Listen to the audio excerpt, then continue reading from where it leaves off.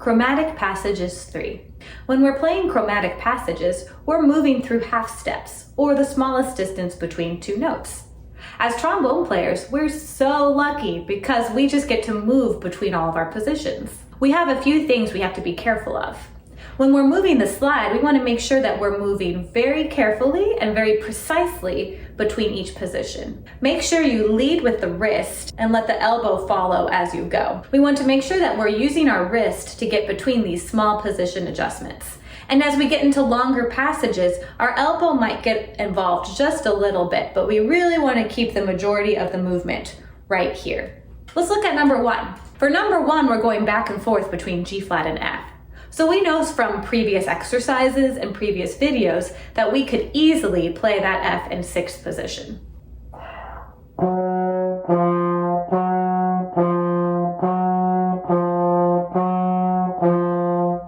For number 2, I'm moving back and forth between F sharp and G.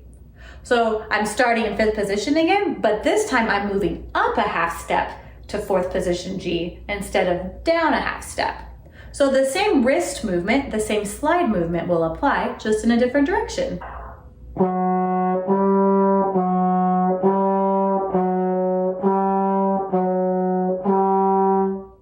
And number 3, I'm going to move a lot more through the horn. So I'll start on F, and here, let's go ahead and start in 6th position if we feel comfortable with it. I'm going to go from F to F sharp to G sharp to A flat to G flat.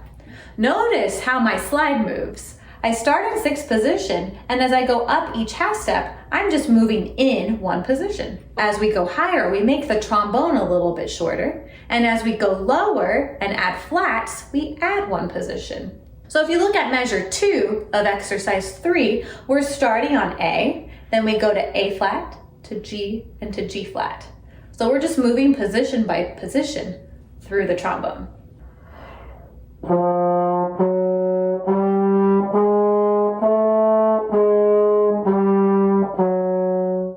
Let's look at number 7 next. I'm going to break number 7 into 2 parts. We'll start with the first 2 measures, and then we'll talk about the second 2 measures. We start on a D, and we're going to go all the way up to a B flat. So actually, we're going to go to the first note of the 3rd measure. So as we move up, we have D, D sharp, E, F. Then we switch directions and go to 5th position F sharp, and then move up until we make it to that B flat.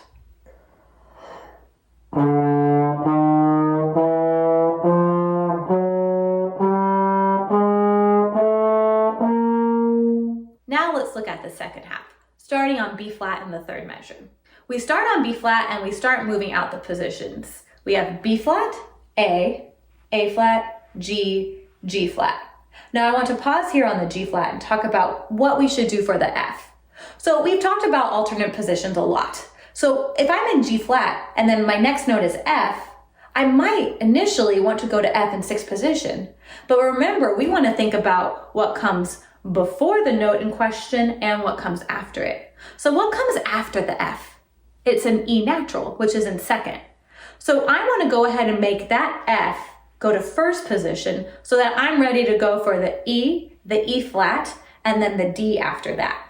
So my slide positions, starting in measure 3, will look something like this.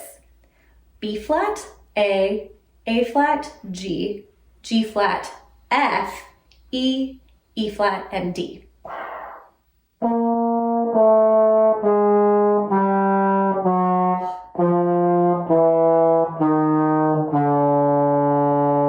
When we put the whole exercise together, it will sound like this.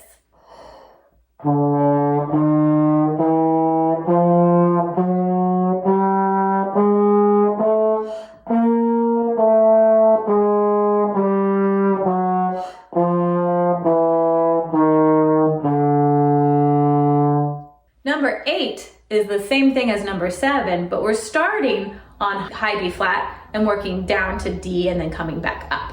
So you can just reverse what we did in number 7. So we'll play F in 1st position both times.